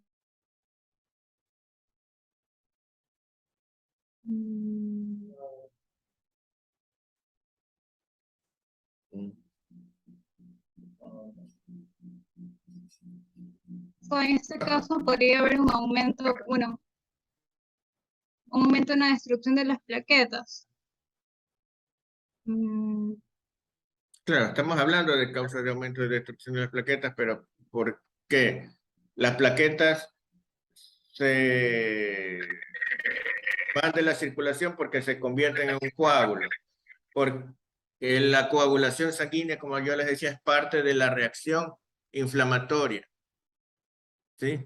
Una sepsis puede provocar un cuadro que se llama Una coagulación diseminada. una coagulación vascular diseminada. ¿Sí? Formación de trombos en forma generalizada. ¿Por qué? Porque está tratando de defenderse el organismo. ¿Sí? Alocadamente, haciéndose más daño, pero está tratando de defenderse. ¿Sí? ¿Ya? Entonces eso puede producir un consumo de plaquetas. Y un secuestro de plaquetas en algún órgano. ¿Alguien puede secuestrar las plaquetas? El vaso. El vaso, un hiperesplenismo, pero ese paciente tendría una esplenomegalia, ¿verdad? Eso lo podría realizar en el examen físico. También el secuestro de plaquetas puede darse en un tumor vascular. ¿Sí? ¿Ya? En los tumores gigantes a veces que se pueden ver, eso es lo que se llama un síndrome de Casabag-Merritt, ¿no? ¿Ya? Entonces, de cualquiera de esas... Claro, entonces, ¿qué es lo que tiene que usted buscar? Usted tiene que ver, primero que nada, antecedentes familiares, porque hay enfermedades hereditarias de las plaquetas. ¿Ya? Luego tiene que buscar sitios donde puedan estar secuestradas las plaquetas. Entonces, usted busque si hay esplenomegalia, busque si hay un tumor. ¿Sí? Donde puedan estar secuestradas las plaquetas. ¿Ya? Busque signos o síntomas de autoinmunidad o de inmunidad o antecedentes que puedan haberle dado como medicamentos, etc. ¿Ya? Eso es lo que tiene que ver antes de hacer exámenes de laboratorio. Y en los exámenes de laboratorio, pues usted ya en el simple hemograma usted no solamente ve el número de plaquetas, también ve el tamaño, la distribución, etcétera, de las plaquetas. Y en el frote de sangre periférica lo mismo, ¿no? ¿Verdad? Debe saber usted también algo. Cuando usted encuentra trombocitopenia, usted tiene que corroborar ese resultado. Porque las plaquetas y los tiempos de coagulación son exámenes que con mucha frecuencia dan lugar a error.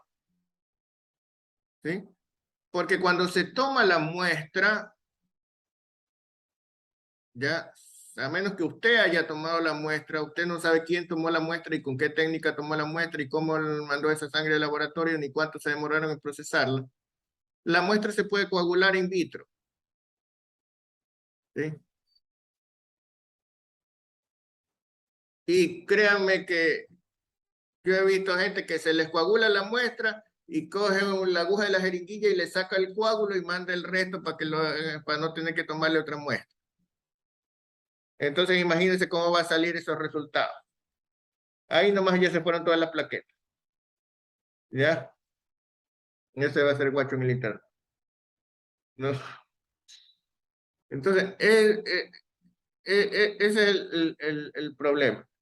El hecho de que se produzca, solamente con que se produzcan natas de fibrina o que se produzca una coagulación pequeña, ya el número de plaquetas se va a reducir. Entonces, eso tiene que ser una muestra bien tomada. Los tiempos de coagulación salen mal, las plaquetas salen mal, porque todo eso se consume.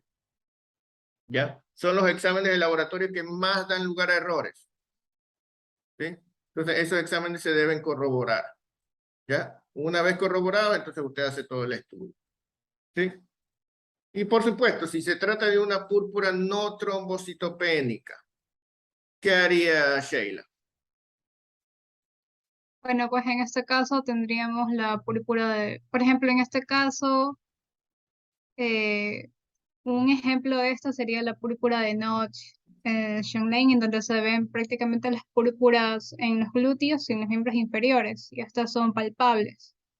Ya, entonces eso con el examen físico ya es bastante fácil de sospechar, ¿no? Todas las pruebas de coagulación y de plaquetas le van a salir normales, ¿Sí? ¿Qué otra púrpura no trombocitopénica hay?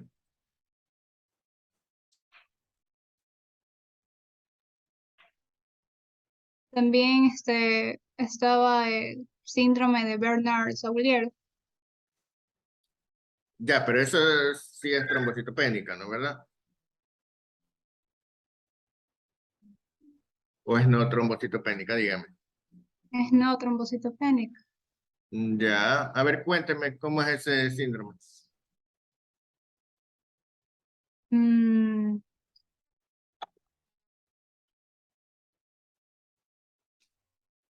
no, la verdad no lo sé, pero sí lo había leído. Mm, Bueno, ¿qué más? También está la enfermedad de Brown. ¿Cuál es el déficit de este factor para la coagulación? Ya, están todas las coagulopatías que no tienen que ver con las plaquetas, ¿verdad? Pero también puede ser que estén las plaquetas y que no funcionen bien esas plaquetas. ¿Sí? Ya. Entonces ahí tienes esos síndromes, ¿no? Bernard-Soulier y la trombastenia de Glassman. ¿Sí? Bueno. eh,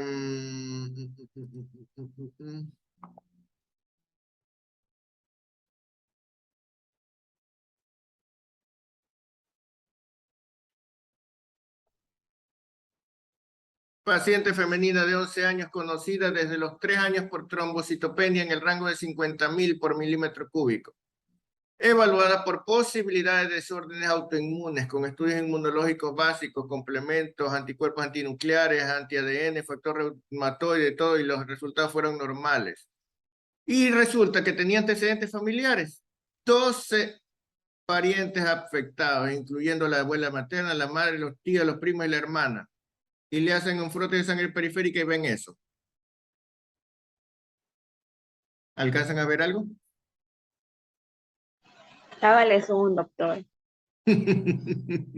Está en alta resolución, doctor. Vamos a ponerle alta resolución. Déjeme ver si puedo cambiar esto.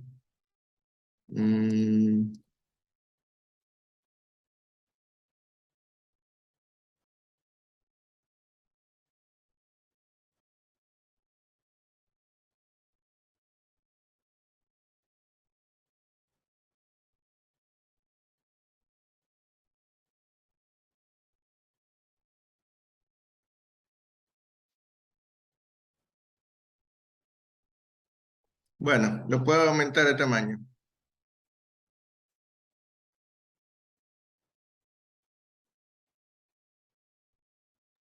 Igualito se ve, doctor. Igualito se ve, ¿no? Bueno, esto es una plaqueta.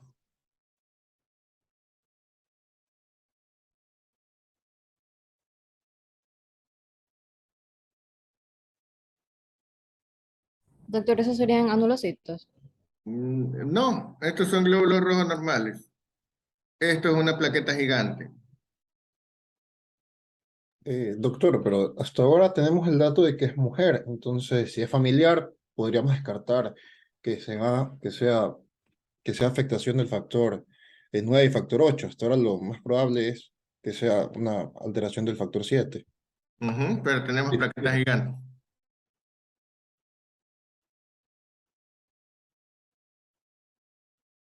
En el síndrome de Bernard-Soulier, creo que era característico las plaquetas grandes. Ajá, este es un síndrome de Bernard-Soulier. ¿Sí? Entonces, bueno, lógicamente, la mayor parte de los casos que van a ver van a ser en niños. ¿Cuál es la púrpura más frecuente? Idiopática.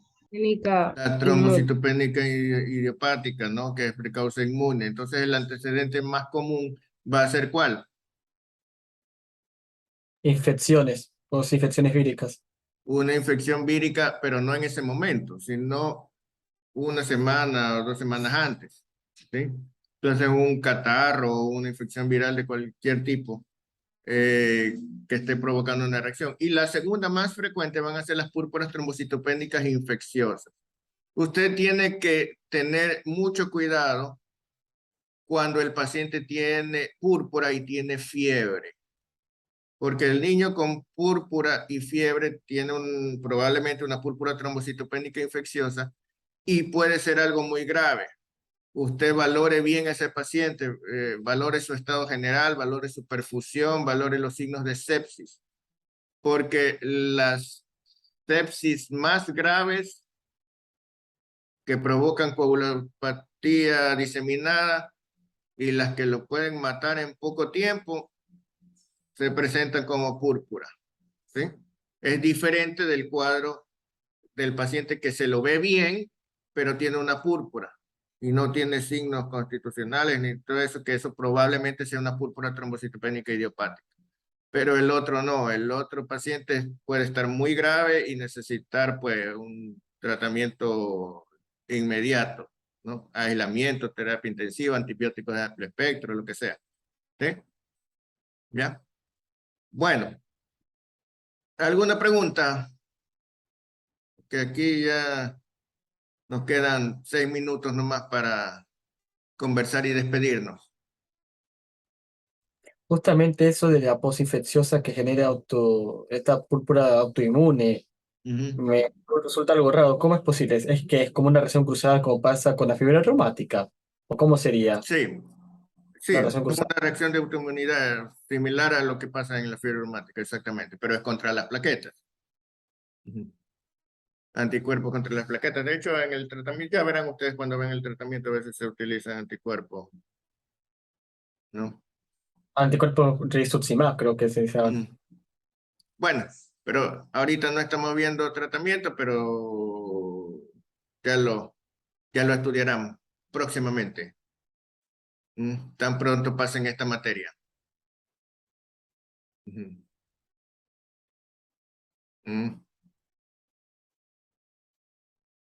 Bueno, ¿alguna otra pregunta?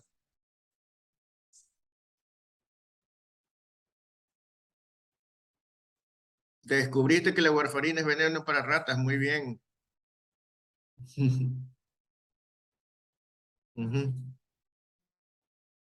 Sabes que las serpientes son una gran riqueza, ¿no? Porque de los venenos de las serpientes se sacan algunos medicamentos. De hecho, Sí, de todos los venenos se los hacen medicamentos, ¿no? Porque había una sustancia que servía para distinguir de si el paciente tenía o no heparina en la sangre, que se sacaba del veneno de la ajá, serpiente. sí, sí. De hecho, claro, dicen algunos que la diferencia entre un medicamento y un veneno es la dosis nomás. No. Cuando lo utiliza, cuando no. Por eso, cuando usted utiliza medicamentos, usted puede estar matando al paciente, solamente que usted tiene que saber cuándo lo utiliza y en qué dosis lo utiliza, porque si no le está envenenando al paciente, ¿no? ¿Ya? Y va a desprestigiar la medicina, porque va a decir, los médicos matan a los pacientes, mejor vámonos al boticario, al naturista o a inyectarle agua de mar o a ponerle, qué sé yo. Bueno, ¿alguna otra pregunta? Any other question? Doctor, disculpe, en uno de los artículos que subió decía que en las talasemias no había anisocitosis, sino que el AD se encontraba normal. ¿Eso puede ser posible? Sí puede ser posible. ¿Cómo es el ADE? El ADE es el ancho de distribución eritrocitaria, ¿no? Sino que así lo dicen. Sí. Ajá. Y efectivamente pueden estar, digamos, afectados uniformemente, ¿no? Eso ya depende del tipo de talasemia. No siempre hay, pero sí puede haber. Entonces, digamos, puede estar presente la anisocitosis o no en la talasemia. Exacto. Ujú. Gracias, doctor. Bueno, ¿alguna otra pregunta? Doctor, ¿qué tema vemos la siguiente semana? ¿Seguimos con hematología?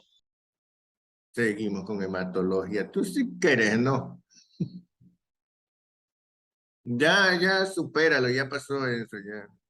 Hematología es bonito, doctor. Sí, yo sé que es bonito, pero ya, pues no podemos quedarnos aquí nada más porque es bonito. Veremos dermato. No sé, pues ustedes que tienen miedo de ver neuro, entonces vemos dermato. Pues. Yo no sé por qué tienen miedo de ver neuro. Ah, por cierto, Antonella, algo dijiste, comentaste que estaba bien, déjame ver qué es que era que pusiste. ¿Qué es que dijiste? Descartar lo que son las pseudopúrpuras. Ah, sí, es muy importante, sí, tienes toda la razón. Lástima que ya no tenemos tiempo para hablar de eso, pero sí tienes toda la razón. La próxima clase, doctor, hablemos de la pseudopúrpura. No, ya no. Vamos a hablar. Ah, seguida quieren aprovecharse, todos los niños son lo máximo. Bueno, entonces, ¿qué quieren ver, dermato? Mm, Bueno, dermatología entonces. Listo. Dermatología pediátrica la próxima clase. Yo no sé por qué le tienen miedo a neuro. Neuro queda para el último entonces. Ajá, para el último. Por gusto. Bueno. Y ahí nos da Esta esa clase clase tenemos magistral, más. así como la de Mato, doctor. Así que Ajá, tendríamos más o menos para neuro también. Mm. Bueno, Mínimo 3 semanas en neuro. pero ve. Nos dibuja, doctor, todo. Bueno. Entonces, dermato la próxima. Un gusto haberlos visto. Ok, doctor, se cuida. Gracias, doctor. Me cuidaré. Ya me amenazaron, ¿te das cuenta? Me cuidaré. Chao. Gracias, doctor. Hasta luego. gracias.